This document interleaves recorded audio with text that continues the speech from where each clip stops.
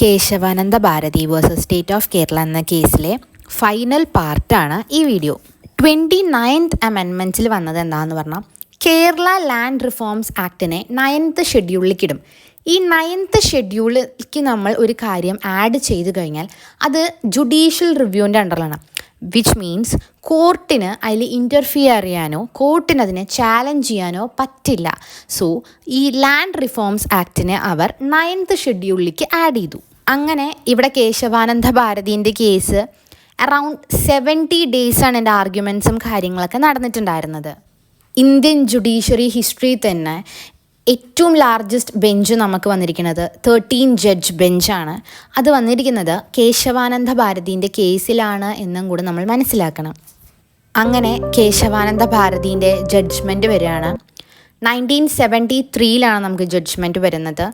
673 pages എഴുതിയ judgement വരികയാണ്. നമുക്ക് എല്ലാവരുടെയും കാണാൻ പറ്റുന്നത് 7:6 എന്നായിരിക്കും ജഡ്ജസിൻ്റെ കൂടുതൽ നമുക്ക് കാണുന്നുണ്ടാവുക. അല്ലാതെ 13 അങ്ങനെ സ്പെസിഫൈ ചെയ്തിട്ടുണ്ടാവില്ല.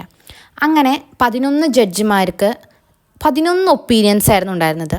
2 പേര് ഡിസെൻറ്റഡ് ആയിരുന്നു.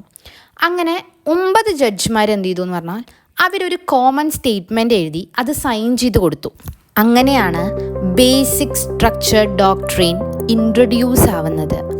ബേസിക് സ്ട്രക്ചർ ഡോക്ട്രിൻ വരികയും ചെയ്തു.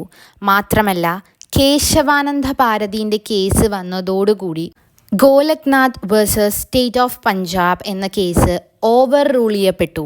അതായത് ഗോലഖ്നാഥിൻ്റെ കേസിൽ പറഞ്ഞിട്ടുണ്ടായിരുന്നത് പാർലമെൻറ്റിന് ഫണ്ടമെൻ്റൽ റൈറ്റ്സ് ഇൻഫ്രിഞ്ച് ചെയ്യാനോ കോൺസ്റ്റിറ്റ്യൂഷനിൽ എല്ലാ ചേഞ്ചസും കൊണ്ടുവരാൻ പറ്റില്ല എന്നായിരുന്നു.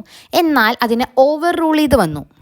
വിച്ച് മീൻസ് പാർലമെൻറ്റിന് എന്ത് ചേഞ്ചസ് വേണമെങ്കിലും കോൺസ്റ്റിറ്റ്യൂഷനിൽ കൊണ്ടുവരാം, even infringement of fundamental rights എന്ന് വന്നു. പക്ഷെ ഇത് കേൾക്കുമ്പോൾ നമുക്ക് തോന്നും എല്ലാം പാർലമെൻറ്റിൻ്റെ ഭാഗത്തിലേക്കാണോ വിധി വന്നത് എന്ന്. അപ്പോൾ നമ്മുടെ കോടതി പറഞ്ഞത് നമ്മുടെ കോൺസ്റ്റിറ്റ്യൂഷന് ഒരു ബേസിക് സ്ട്രക്ചറുണ്ട്.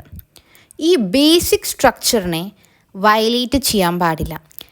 എന്തൊരു ഇൻഫ്രിഞ്ച്മെൻ്റ് ആണെങ്കിലും എന്തൊരു ചേഞ്ചസ് ആണെങ്കിലും എന്തൊരു അമെൻമെൻ്റ് ആണെങ്കിലും അത് ആ കോൺസ്റ്റിറ്റ്യൂഷൻ്റെ ബേസിക് സ്ട്രക്ചറിനെ ടച്ച് ചെയ്യാൻ പോലും പാടില്ല എന്നാണ്. നമ്മൾ നേരത്തെ പറഞ്ഞ 3 അമെൻമെൻറ്റ്സ് ഉണ്ട്.